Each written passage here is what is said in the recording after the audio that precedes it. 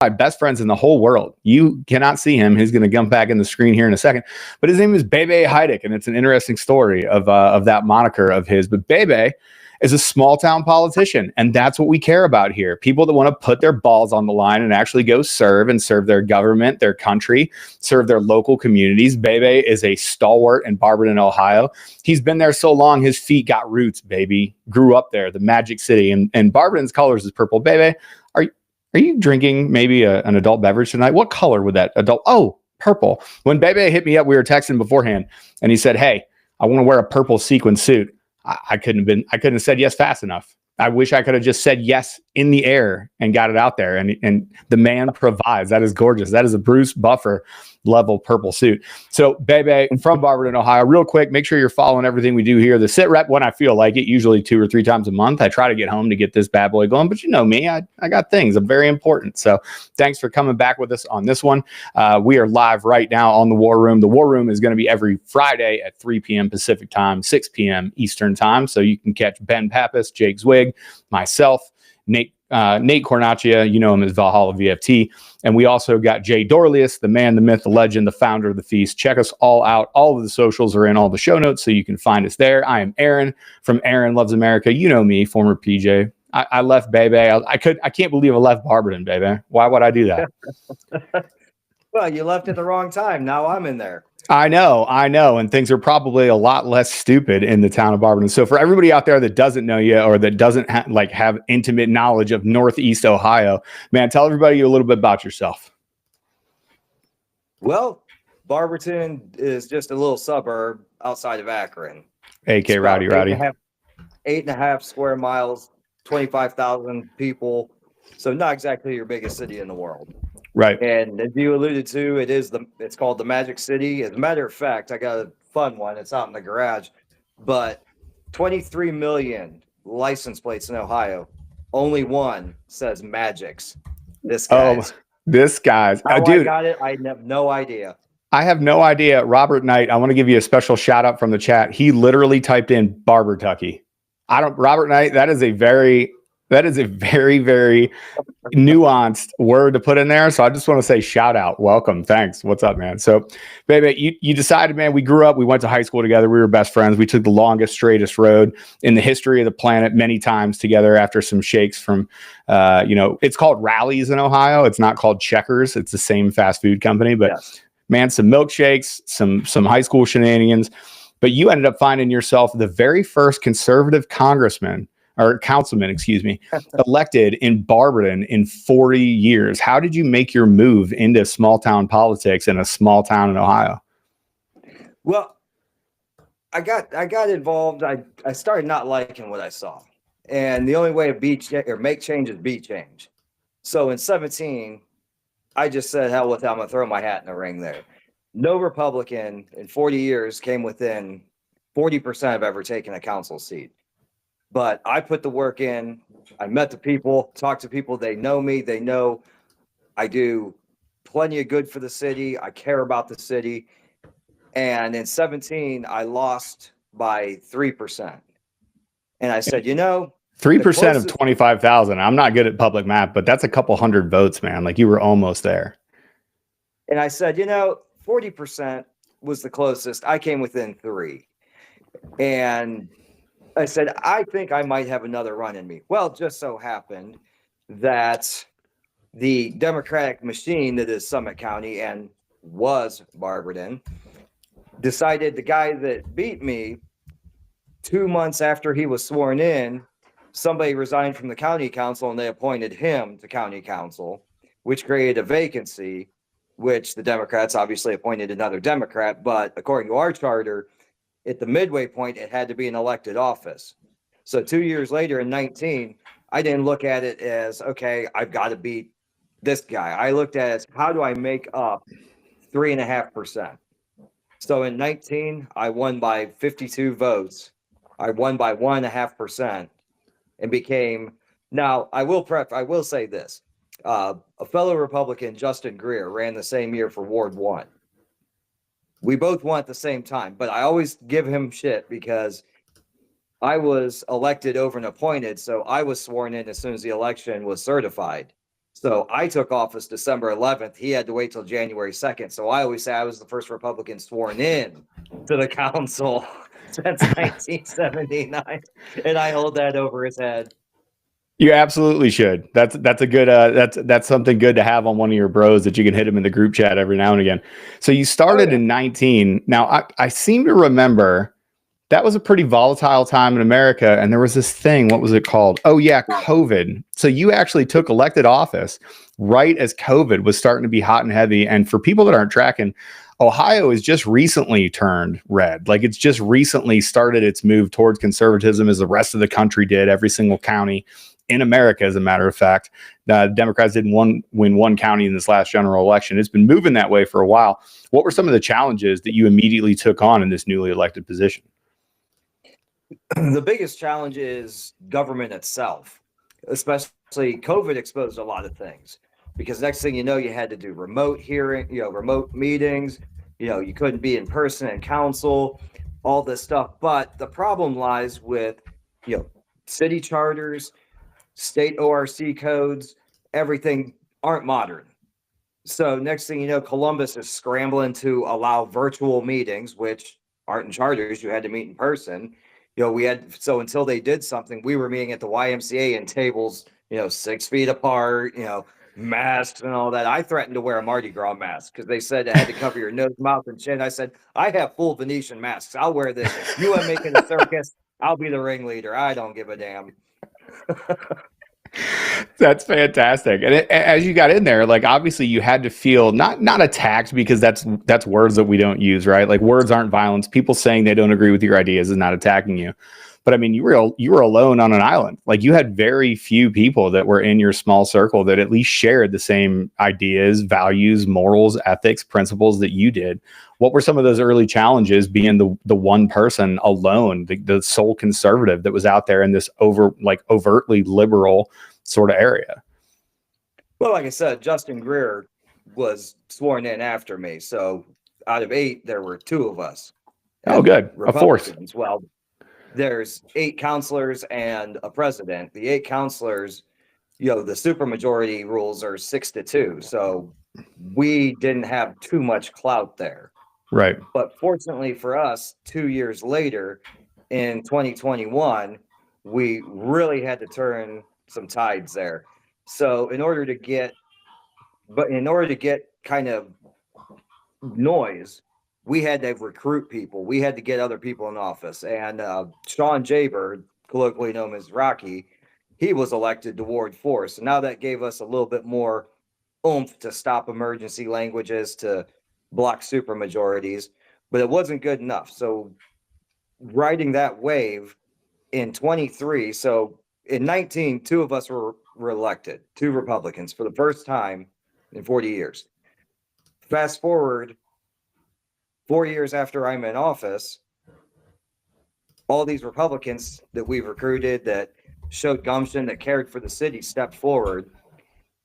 And after 4 years of being 6-2 minority, we are now a 6-2 majority Republican, and the president is a Republican. Wow, that's just indicative to how far the pendulum has swung back. Do you think that when you were going out there and you had to make some noise, you had to get some more people elected? I'm really interested in that process because it directly affects everybody that's listening out there right now. Like you feel like you're taking crazy pills and there's no way out. What kind of things did you focus on when you went out and you were literally door knocking in a small town and trying to get people to understand that your ideas were better? They were better for the city. They were better for the people. They were better for the state. They were better overall for what people wanted to do. What kind of conversations were you having with people in order to win them over?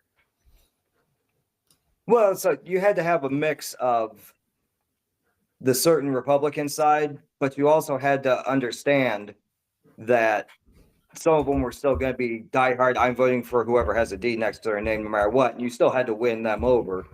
You had to prove that you love your city, that you want to do the best for your city. I'm not saying, I told people that wanted to slam the door in my face, I said, let me ask you something. Do you think that I'm going to use the entire city budget to build a wall on the Barberton-Akron border? I said, do you think that I am going to pass legislation that's going to outright ban all abortions, no exceptions, just in the city of Barberton? And they said, well, no, you can't do all that. I said, then what are you fighting me over? Right. You know, I want common sense. I want truth. I want transparency. I want all of that. I'm the guy to give that to you. You got problems, you call me. I'll call you back. You know, you got the goofiest issue, I can help you solve it. And if I can't help you solve it, I can get the steps going to make something happen. And you connect because you're a real person. You're not just some stuffy, not flashy suit wearing guy. Yeah, everybody has their own flair. I support it. But you know, you connect with the people because you are the people. You know, people don't want political talk. You know, when someone asks me, you know, in February, hey, when you gotta pave the road? Well, do you want the political answer or you want the real answer? The real answer, I said, not fucking soon. It's winter time. I said, we'll put cold patch in, and when a truck pulls it up, I'll grab the big chunk of cold patch and bring it to your house because you, as a taxpayer, paid for it. Here, put it on your mantle. Yeah, people want to be talked to like a person. They don't want to be talked down to.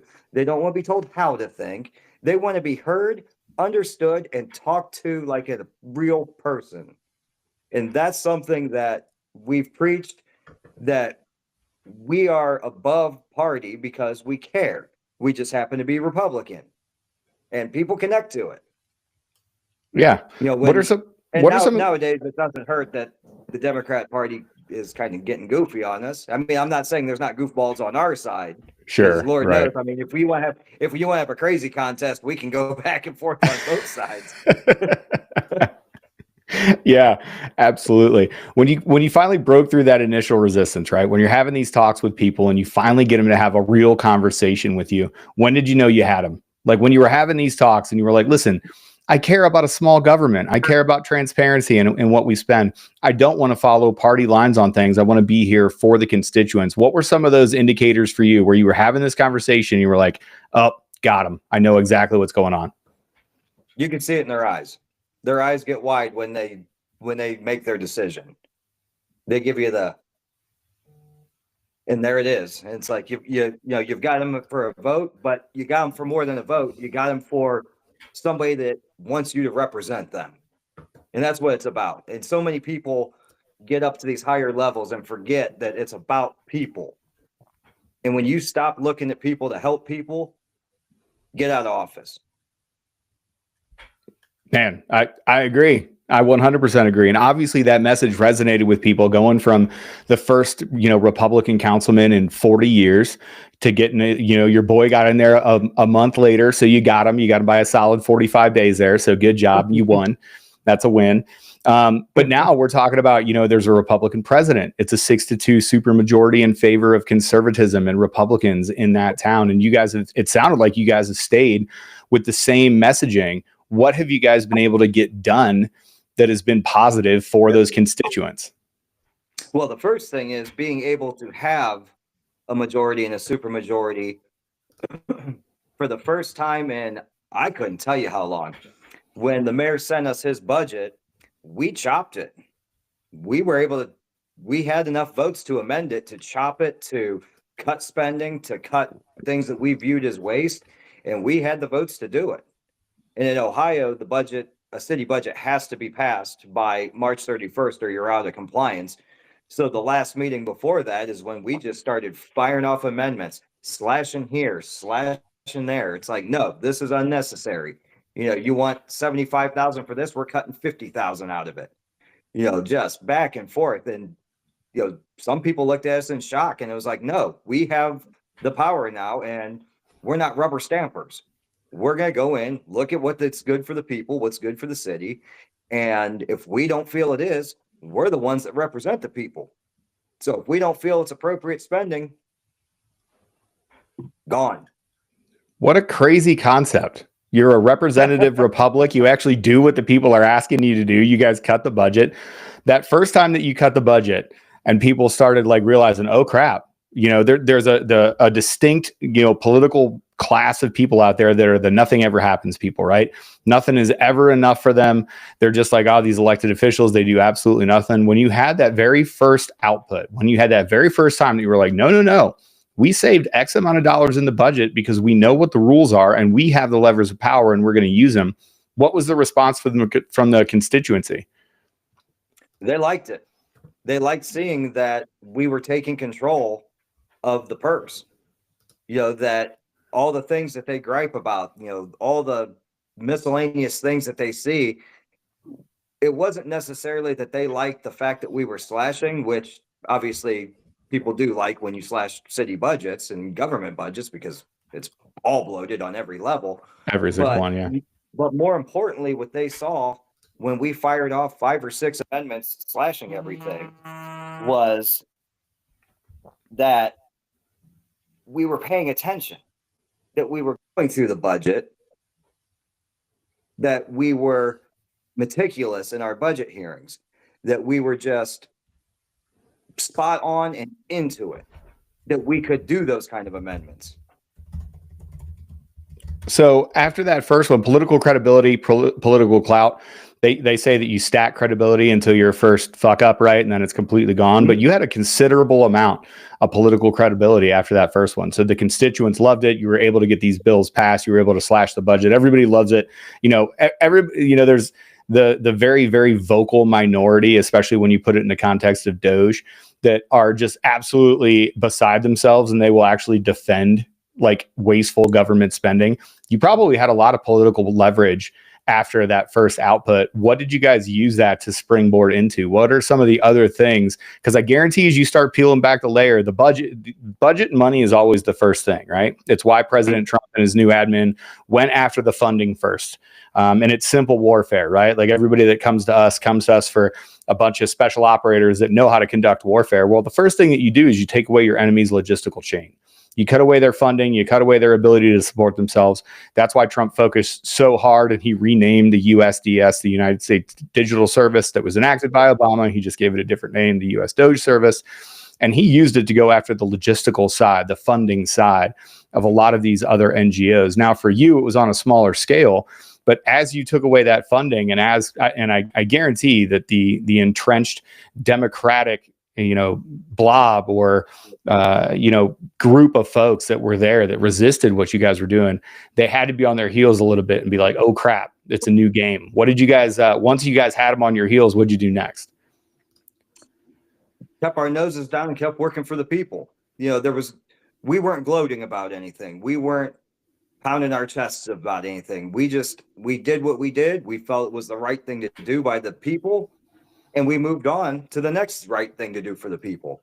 We didn't sit there and say, okay, let's take a victory lap. No, the victory lap isn't over until it's over. And it's never over because you always have to have an eye on it. You always have to have a voice in it. And there was no sense in saying, yay, we finally were able to do something. No, we did something. Now let's do something else. And let's keep working for the people. What we did is behind us. Done. Next issue. And again, that's what people want to see. They want to see you putting your nose down and working. They don't want to see you trying to sit there and take credit and spin it how you did this, you did this. They're going to look at you when you say that and say, good, it's your effing job. Right. Yeah, exactly. Well, and that's what, people have, some very and I'm one of these people too. Like I'm a conservative. I'm not a Republican. I'm not a Democrat. I want outputs. When we look at Trump's first 100 days, that's been some of my biggest beef, is especially at the highest levels. Like we own Congress right now. Why isn't there just bill after bill after bill after bill getting approved right now? These EOs that Trump has done that have done so much good.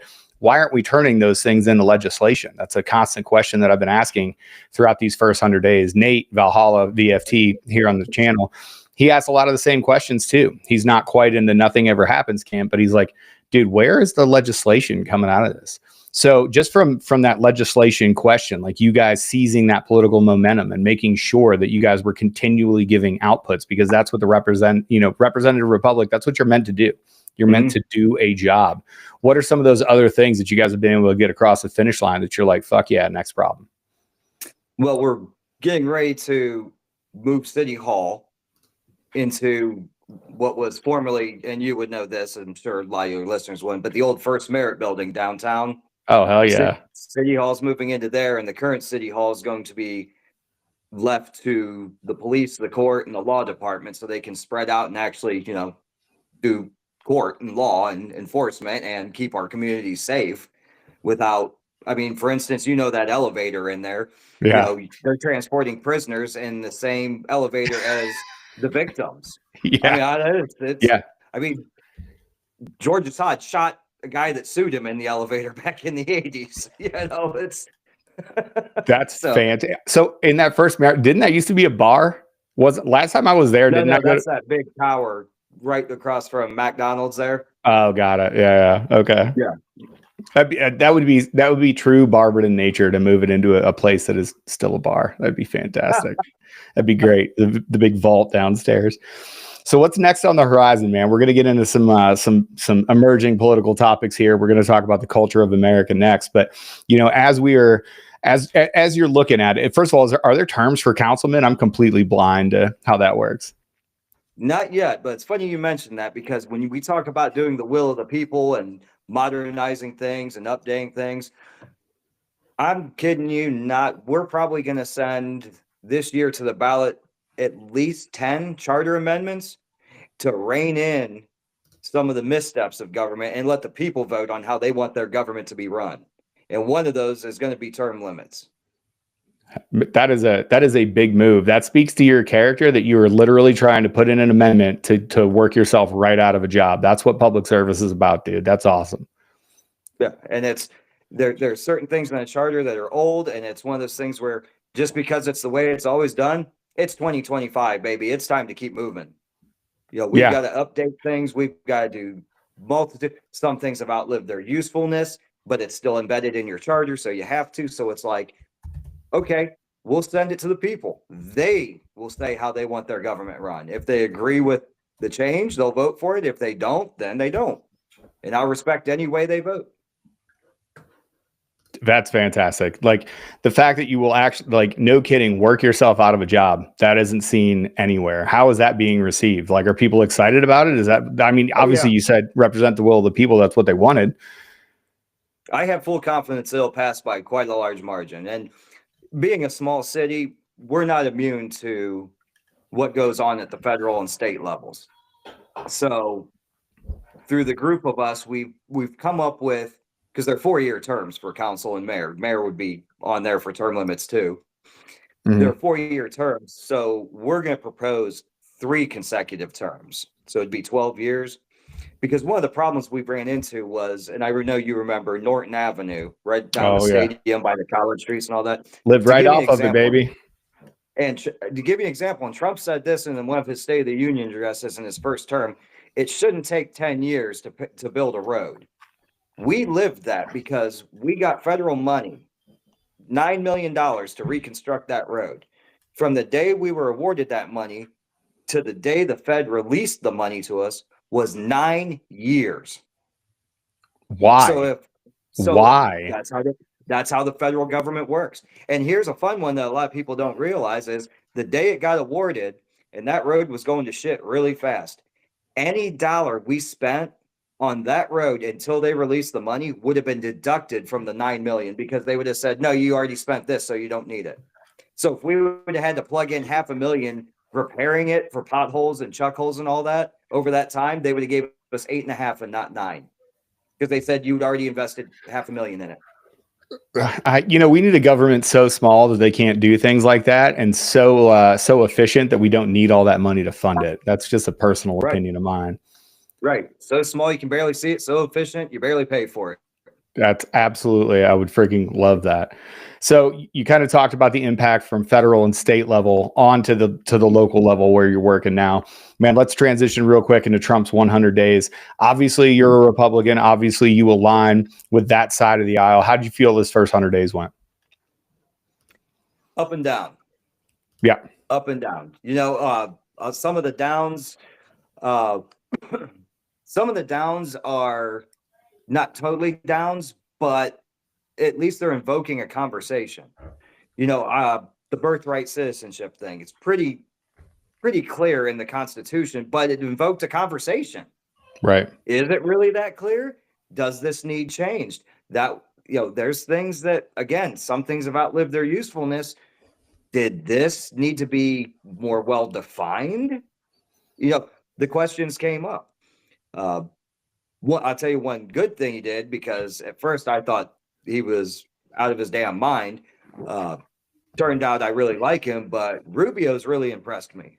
Rubio is a savage. He has done such a great job at Sac State. I thought him coming in because the first primary for the Republican nominee, when Trump was running the first time, he ran Rubio off the stage. When Rubio questioned him about bankruptcies, Trump looked at him and said, "I only took advantage of the laws you wrote." And Rubio dropped out the next day.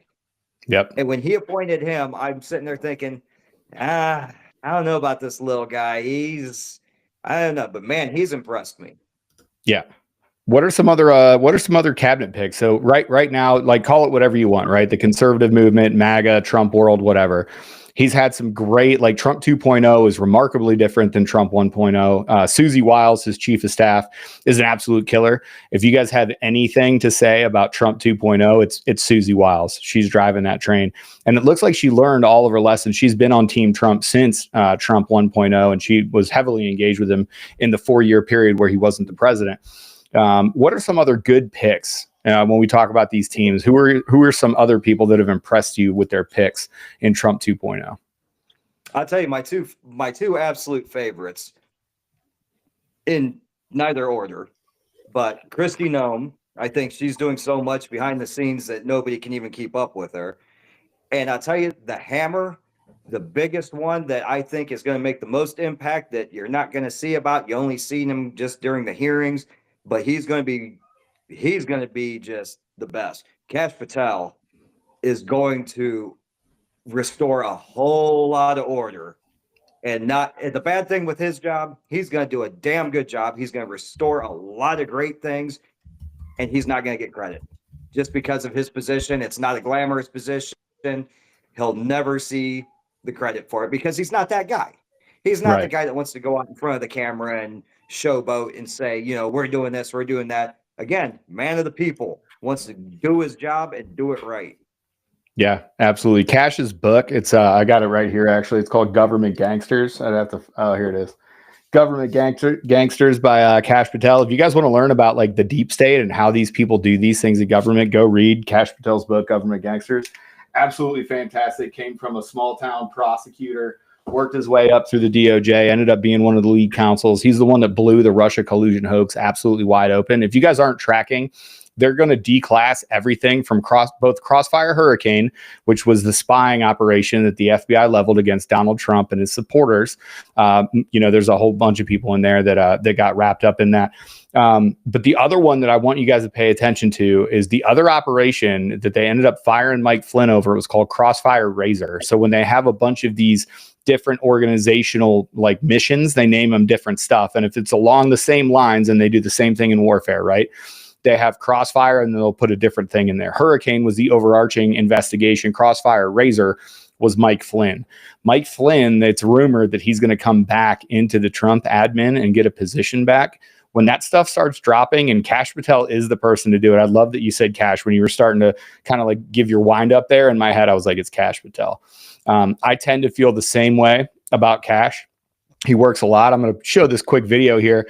Something that just broke this week with Kash Patel is that MSNBC tried to get slick, and they tried to say that Kash Patel was getting seen more at nightclubs than he was in the FBI building. And that was bullshit, and they had to walk it back. So we're going to play this one real quick. And I didn't play this beforehand, so I'm probably going to play an ad. Yeah, I knew it. We'll go ahead and mute the ad. But this is my favorite one ever. Like, if there was ever a retraction from MSNBC 13, MSM, loves MS 13 over there. I love seeing this retraction from that. Yeah. MSNBC, MS 13.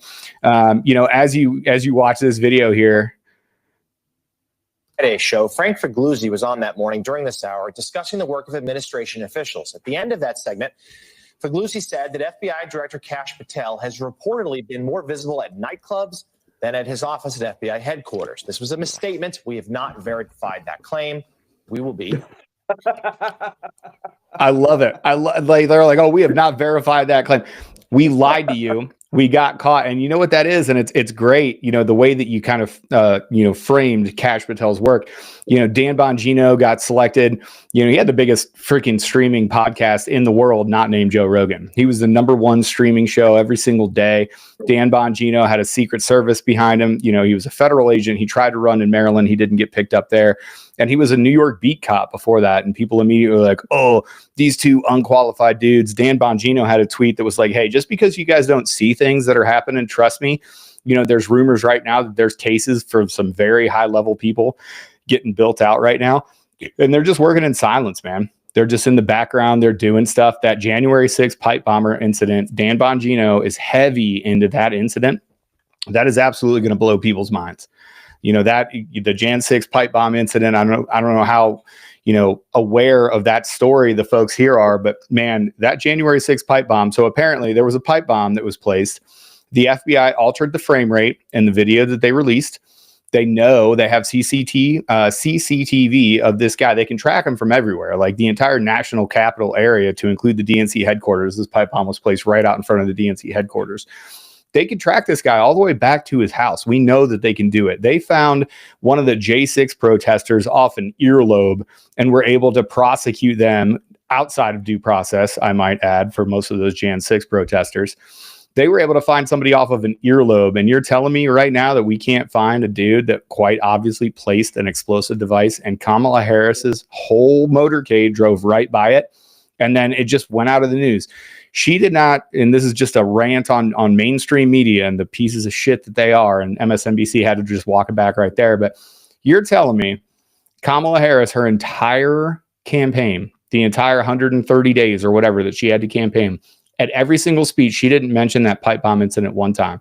She mentioned January 6th all the time about a threat to democracy and how the right wing was committing violence across America. She didn't specifically mention that pipe bomb incident one time. You would think that that was all she would talk about. Oh, they tried to kill me. They tried to pipe bomb me. They put a pipe bomb outside of there. So with Dan Bongino and Kash Patel over at the FBI, I think we're going to see some big things out of there. Do you got anybody in the in Trump admin 2.0 that you don't like, that you wish he wouldn't have put up? I'm not sold on Pete Hegseth yet. Why not? That's interesting. I'm about 50-50 on him. Okay. You know, it's I want to let him do his job, because I don't know him.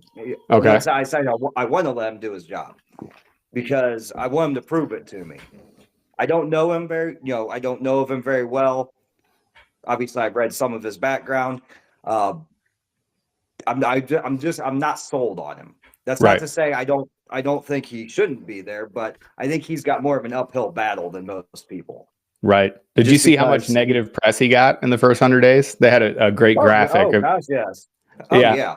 100% negative credit. Negative press, it's like, okay, beat it back.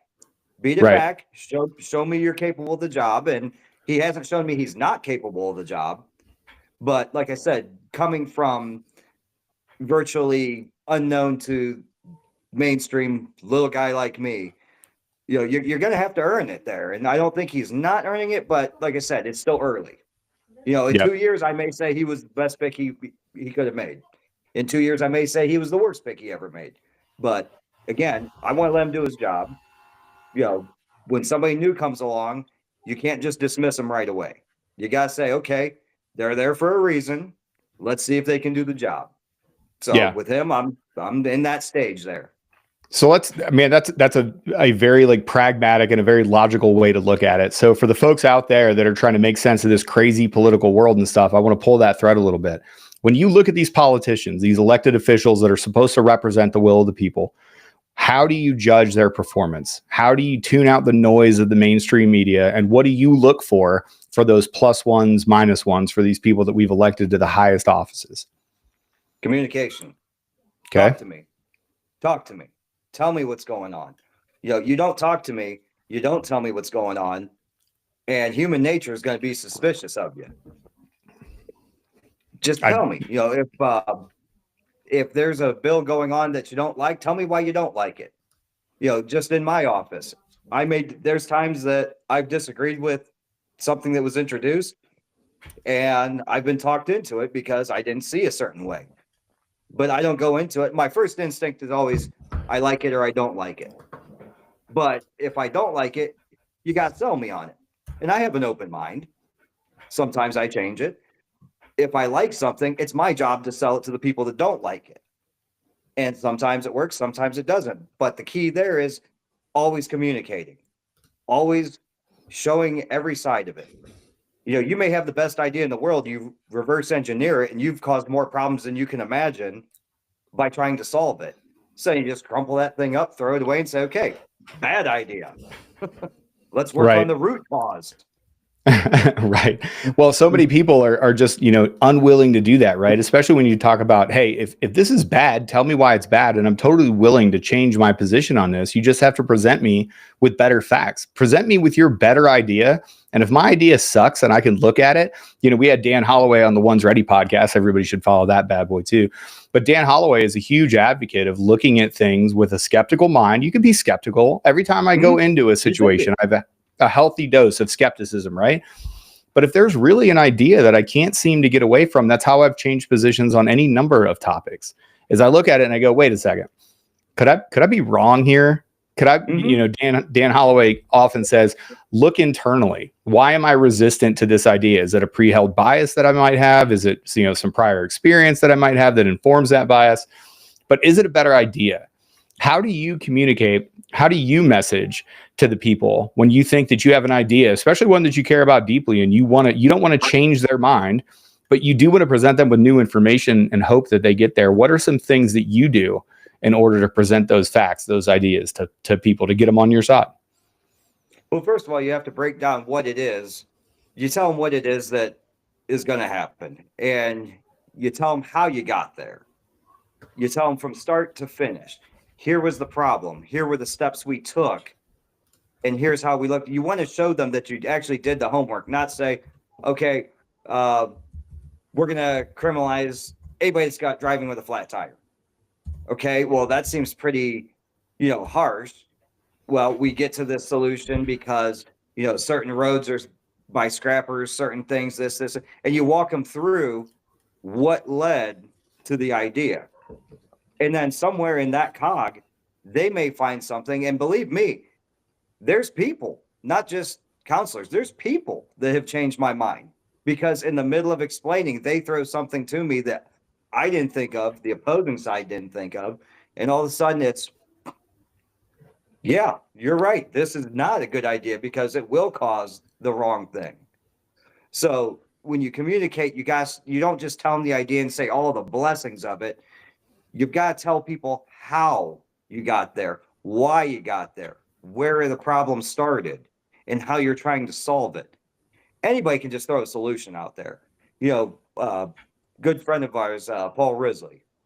Oh yeah, the Rizzler. He said once, we just need to arm teachers. And I said, okay. I said, do you want Miss Schofield holding a block? And for those that don't know, nobody knows that. She's since passed, but she was, 80 years old, was as small as and looked like a nun, and if she pulled the trigger on a gun, would probably blow her backwards through a wall. And then Risley said, well, no, you would strategically place different teachers. I said, see, now you're walking through the problem. That's what you got. Right. You say we should just arm teachers, you turned everybody off. If you logically present the argument of how you want to do that, and that's where you get to it. Here's the problem. Here's my solution, and these are how we're going to solve it. You can't just say this is it. Right? Yeah. Here's your solution, idiot. I think if I will give benefit to COVID for one thing, I think that was the biggest red pill that Americans writ large have ever taken, right? Because everything that we thought was true, trust the experts, trust the science is settled. We are making, we're going to lock you down because that's what's best for you. I think if there's anything that turned the American public just on a dime, I think it was the output of COVID. I think it was the output of like, okay, listen, you want me to take this experimental vaccine in order to avoid this thing that doesn't really seem to be killing anybody other than old people or people with like 4 comorbidities. Okay, but you got to explain it to me. Have you seen anything have you seen reflections of that? Because I think American people right now are hungry for that. For too long, the government was like, no, we're just going to do this thing and it's the best for you. And everybody's like, okay, well, Dan Rather said it on the one news channel that I watch every night. So here we go. Well, I think what the American government needs to do is, have you ever seen the movie The Campaign? Yeah, somebody was just talking about, I think it was on like Tim Pool's podcast. Yeah, the Will Ferrell movie.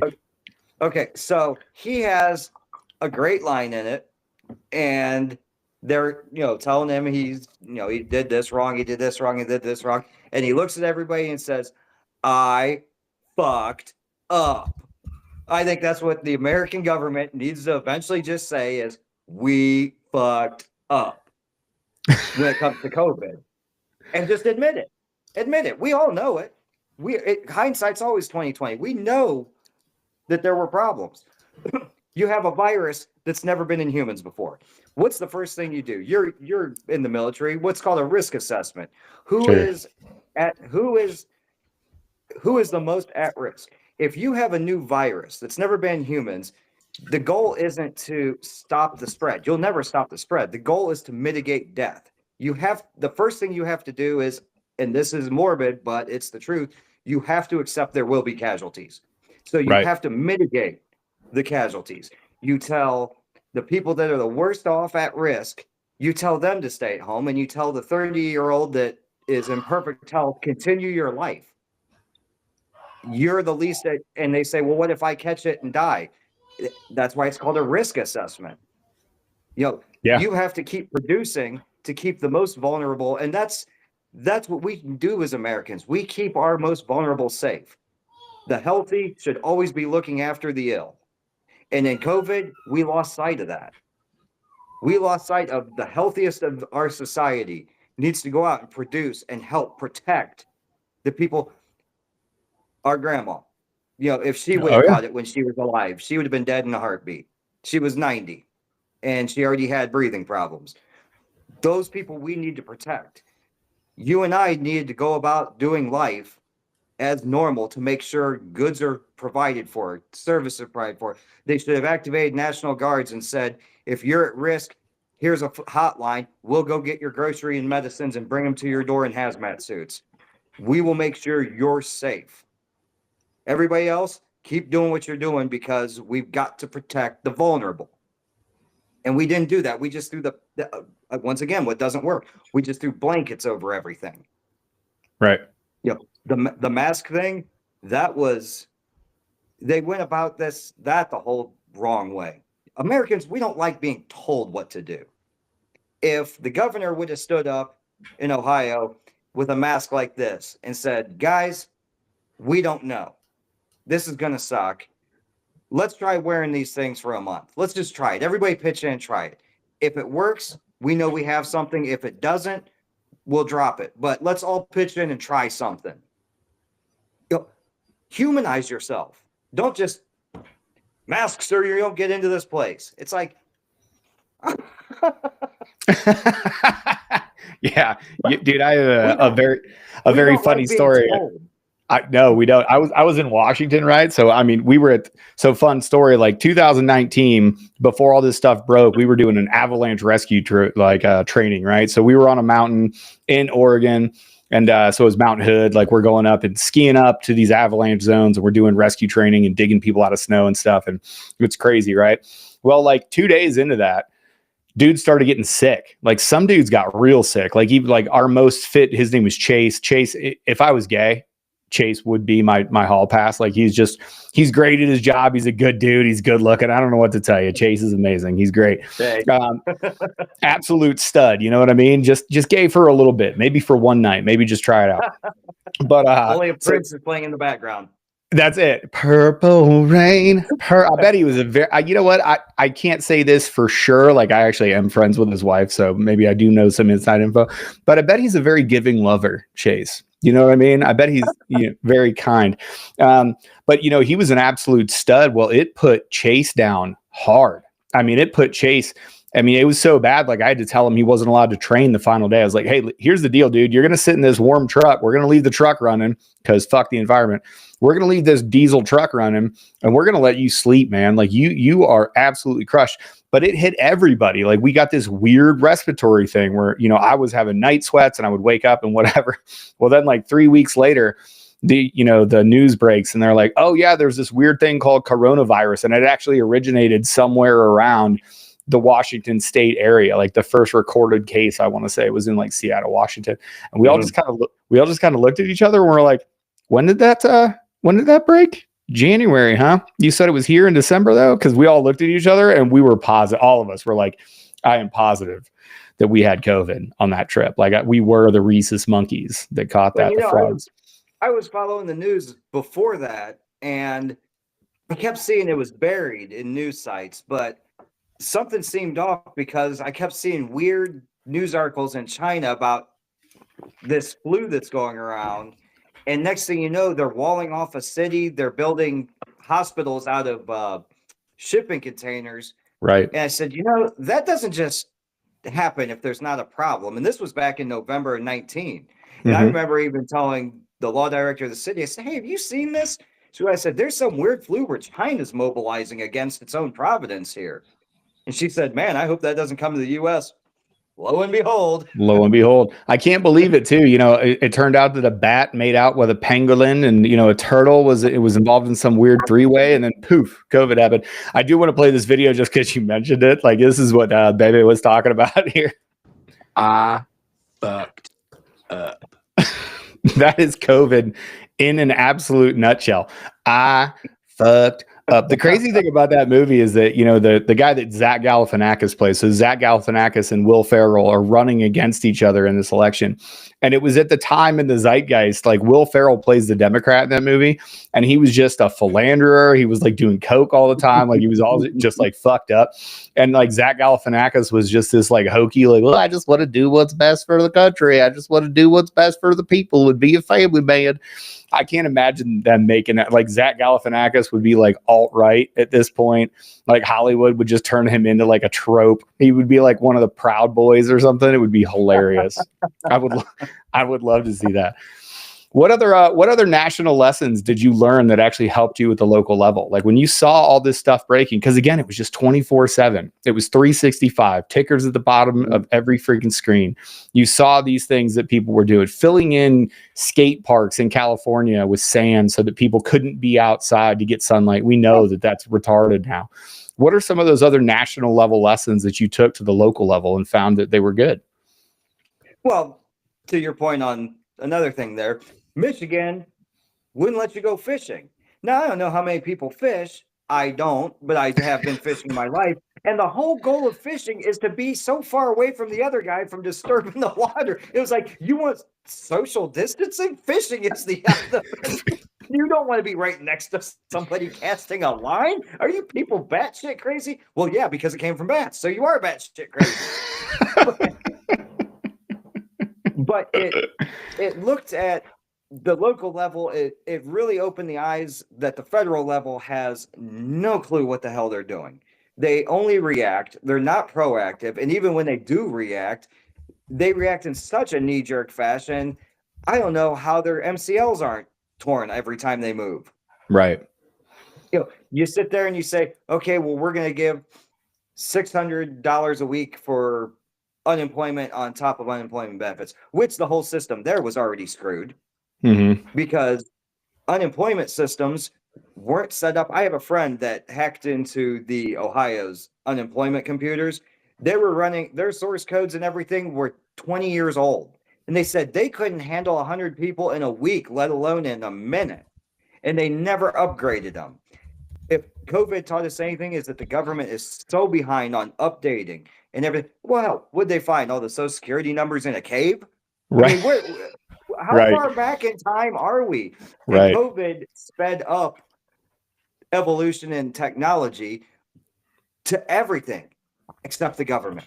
Yep. Well, you even saw it too. The people that are trying to make the laws are the ones the furthest behind. That's a problem. Yeah. And you just saw the news break. So they had the entire Doge team and they did a long form interview because they've been like, again, to your earlier point, be transparent, talk to the people, let them know. Like, this is one of the most transparent administrations. Trump does a news, like a presser every single day. He's talking to people at 2:00 in the morning on Air Force One. He's holding press pools. He's actually talking to people and explaining in plain language what he's doing. I'm going to pull this story up because we did have one question in the chat about it, that he said they did what to the skate parks. Here's a great example of how much we lost our minds. So a California city filled its skate park with sand to deter skateboarders. Well, then the dirt bike showed up, because to your earlier point, and you can look, they did this actually 2 or 3 different times. This is just the one that hit CNN. They filled in the skate parks with sand so that people couldn't go outside and then skate around in a park. Like, if you're skating so close to another person that you can pass a respiratory virus that isn't going to kill you because you're young enough to skateboard, how is that a danger? Where in the risk assessment was that calculus? Like, those are just dumb lessons that we all had to learn. If you're close enough in a skate park to breathe droplets onto somebody, you probably have more worries than getting the droplets. Like, I don't know, a collision. Like something that could actually hurt you. I mean, yeah. I mean, you look at some states, they were taking Lowe's and Home Depots. They were closing off home improvement sections. You weren't allowed to plant seeds in Michigan. People were mailing seeds so that they could go outside and garden, because Gretchen Whitmer, whose husband, by the way, during all this nonsense, you're not allowed to fish, you're not allowed to do this, he was allowed to take his personal boat out onto Lake Michigan and have a party. That seems like rules for thee, but not for me a lot. And that's why I said they were making rules and not following them. But the whole problem is, stop telling us what to do. If you ask any average American to help another American, they're gonna. Right. If you tell somebody, you're going to be met with resistance because nobody tells me what to do. Mm-hmm. You ask everybody, you make your case, you say, let's try, let's do this, let's do that, because the virus had never been in people before. So the biggest thing you have to admit is, I don't know anything about this other than it's a virus. So we're going to try some things, and they may or may not work. Be upfront. It may or may not work. And if it doesn't work, we'll try to find something else. If it does work, we'll keep doing something. But no, we're just going to put stamps and hammers and you have to do this, you have to do this. By the way, I'm at the French Laundry having dinner. Right. Yeah. Gavin Newsom, alleged lizard person. And don't you dare, people in the chat, don't you dare Google if Fidel Castro is actually Gavin Newsom and Justin Trudeau's father. Don't you do that. Justin Trudeau's father, for sure. Okay. For sure. Don't you dare Google if it was Gavin Newsom's father as well. It really wasn't. That's just a funny joke. But would you like to see Gavin Newsom and Justin Trudeau star in a movie called Step Brothers 2? I really would. He has such a weird, the both of them have such a weird affect. And then watching the left try to like come back to the center now. Swift would do the soundtrack. I bet she would. Terrible. If you have to write 10 albums about how you freaking hate men and how no relationship has ever worked out, maybe you just get better at head. You know what I mean? Like, she seems like she makes music for the toothy blowjob contingent in America. So whatever. But that's part of it. Like, your whole basis here is like, you are the conservative, no kidding, independent American, like, ideal. Like that is your entire platform, right? There's your rights do not come without risk. Like, we should have been able to give, and shout out to Jasmine in the chat. I did whatever I wanted during the pandemic. Yeah, same, sister. I was going to tell this story earlier, but there was a time in Washington State where things were just crazy. And like, I walked into a convenience store. It was right down by my house. I was getting an energy drink on the way into work. And the chick behind the counter was like, hey, you have to put a mask on. I was just like, no. I walked back to the counter. I grabbed my energy, walked back to the cooler, grabbed the energy drink, put it down on the counter. And she's like, I'm not going to ring you up. So I had a $5 bill in my pocket and I showed it to the camera and I put it down on the counter. And I was like, you do whatever you want, but I paid for this drink and I'm leaving. So go fuck yourself. Every American should have been able to make that choice for themselves. This top down, cramming it down your throat for your best interest, it turned a lot of people off and it ruined the faith in institutions in America. Well, it comes down to it trampled all over, not only on freedoms and the right to make choices, but part of the ability to make choices is if I own a store and you own a store, we're private businessmen. We do the exact same thing. Mm-hmm. If I say you have to wear a mask into my store and you say, I don't care if you do or not, the consumer is free to go to whichever one.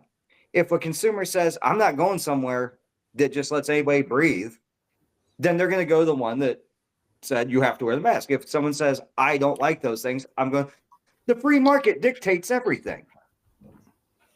And by trampling on private business, and believe me, private business and private property are the most sacred things in America to me. That alone shows you that you've overreached. Yeah, when you're again, the market will do what the market does. The market in the purest form, the market is blind. The market does not accept any of these restrictions that you put on it. The market will provide. And I'm even further for all types of stuff. When you look at the famous Colorado cake baker that didn't want to make a cake for a gay wedding, he should be able to make that as a private businessman. Like, I don't want to do that. If you want another cake, like, I'm willing to lose this business because that's the choice that I made, and choices come with risk, and I have to accept that risk. But if you want to go somewhere else, that has nothing to do with agreeing to your lifestyle or any of these other things that we kind of like made it into. It's literally just the markets deciding what ideas are better. If I would lived in Colorado, in that case, that place is a dumpster fire.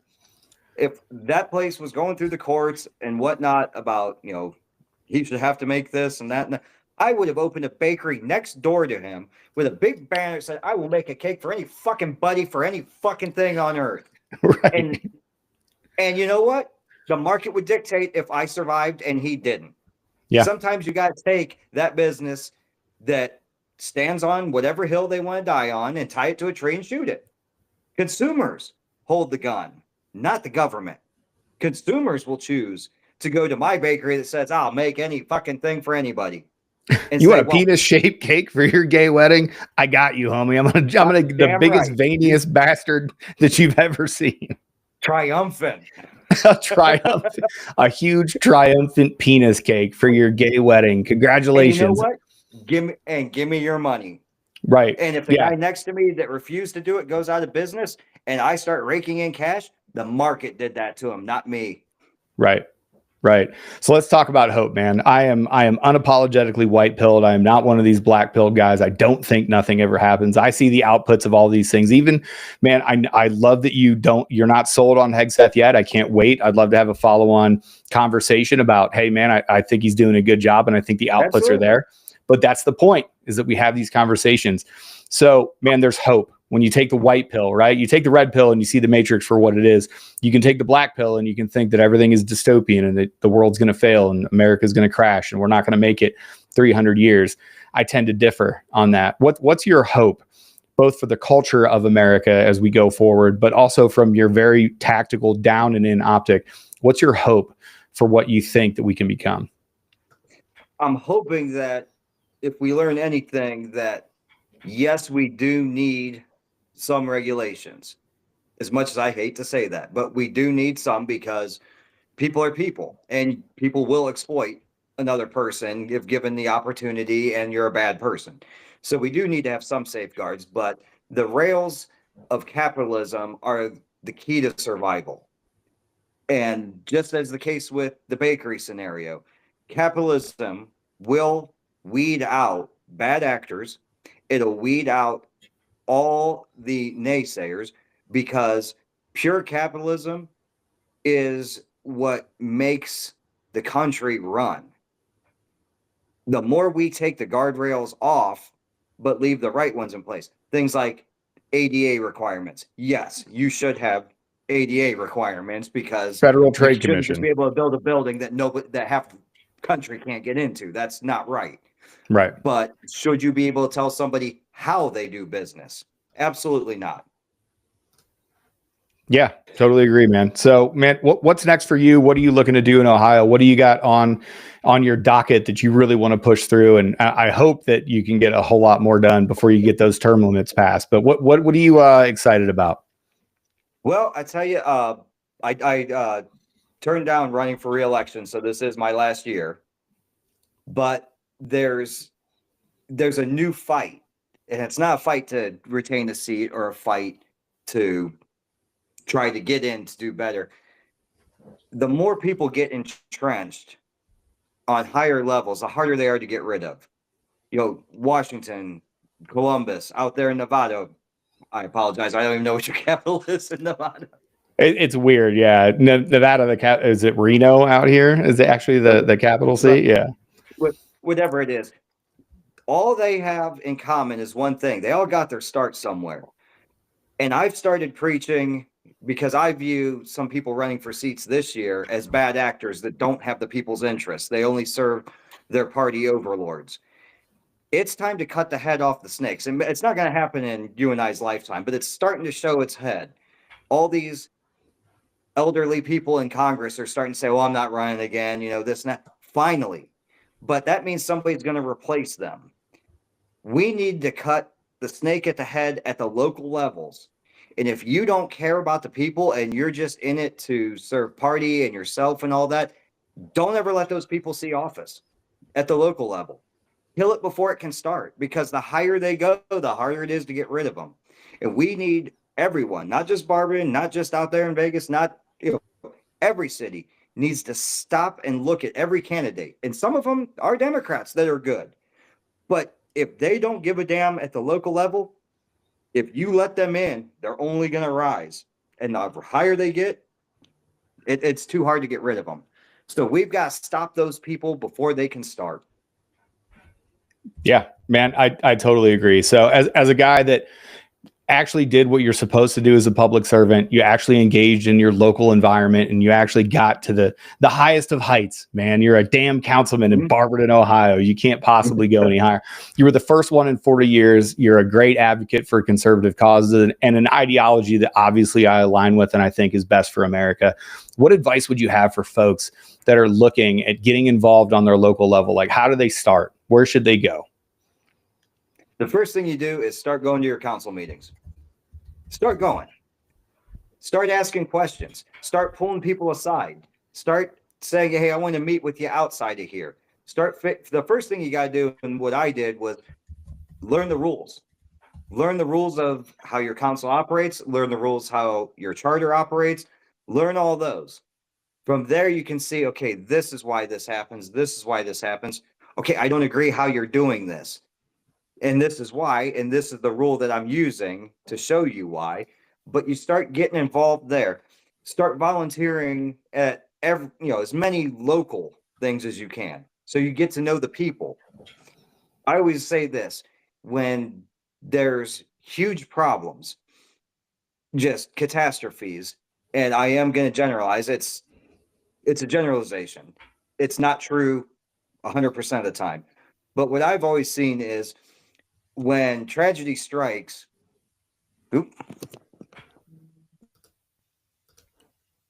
oh man, love it. When tragedy strikes, we're going to get to it here in a second. We lost him. It sucks. So I'll answer this one real quick.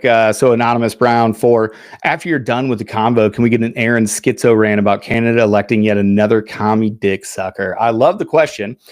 Jasmine, our resident Canadian, is here in the chat. So I'll turn it over to her to ask her exactly how she feels about that. I got to be honest with you guys. Canada, I love you. You're America's hat. You're great things. Like it's a great little thing that we have up in Canada. I call it like Canada's attic or America's attic. Yeah, we got too close to the truth, everybody. There we go. Got too close to the truth. Okay, Bebe got turned off. So let me finish real quick there. Okay. When I was saying, when tragedy strikes, be the boots on the ground to help. Don't be the one bitching about it, about what's happened and what could have been done to prevent it. Get your ass out there and help. Because if you're not helping, you're the problem. Amen, brother. That's it. And to finish up my schizo rant about Canada, you get what you vote for. Carney is a terrible pick. Absolutely terrible. You guys are going to see the outputs of that. And, Dan Bongino famously said, people will start voting that way when it gets bad enough. America is a little bit ahead of this a little bit. We're a little bit ahead of Canada where they are. It got bad enough for us in this last election. It finally got bad enough that we're like, no more of this nonsense. Canada, I hope that you'll get there, but man, maybe Alberta becomes a 51st state. You guys are pretty based up there. There we go. I don't know if I want them as an entire state as one, though. Well, we get 4 more Republican seats out of it. Like Alberta and Jasmine, hit me with the other one that's super based up there. I can't remember all of your provinces because I don't care. I don't go to Canada a lot. Bebe and I, back in the day when we were young, you could actually drink and gamble in Canada at 19. He and I have taken a road trip, and I almost got tuned up at the Canada border because at the time I dipped. And I poured out my dip. The guy was like, "You can't bring that in there." And I poured it out like real close to his shoe. And he did not like that. And we got in a little bit of trouble for that. And that's a story for another time. Man, Bebe, I can't say thanks for everything that you do. You're an awesome person, a great American, and a great man. Thanks for coming on. I can't thank you enough. And I don't think you've mentioned it once, but do the people know that we are cousins? We are cousins. I said it in the beginning, but yeah. Okay, I must have missed it then. But we are actually blood cousins. Yeah, we are no kidding family members. So the second that you were like, "Hey, let me come on this podcast," I was like, fucking couldn't say yes fast enough. I'll tell you though, the genes kind of skipped somewhere because you have an amazing hairline, if I must say. It's real good. Yeah. No, yeah, it's the Kilroy side of the family. I'm a little jealous. Right there. Yeah, it's okay. It's okay. That hairline hasn't gone anywhere. It's good. It's like styled right now, so it's working pretty good. I think I rock the ball. I think I rock it. Fantastic. Me and John Fetterman. Yeah. That's the funniest thing about John Fetterman is that he had a stroke and woke up Republican. Like it broke his brain. He woke up. He was like, "What the fuck have I been doing, man?" he started talking sense after he had a fucking stroke. It's hilarious, man. Hey, thanks for everything that you do. I love that you engage in local politics. That's exactly why I wanted to have you on. Thanks so much for coming out. Everybody check the War Room out this Friday. The next time you see a notification from us, which you most certainly have turned on already. I know you do. It's going to be at 3:00 here on the West Coast, the best time zone ever invented. Time zones are fake and gay. However, that 3 p.m. time, you're going to see us pop up. So make sure to check it out. We'll have the whole team there. This time, Nate is back from his travels around the world. And you'll get to hear all of our takes on everything going on, to include a little political update from me, myself, and I.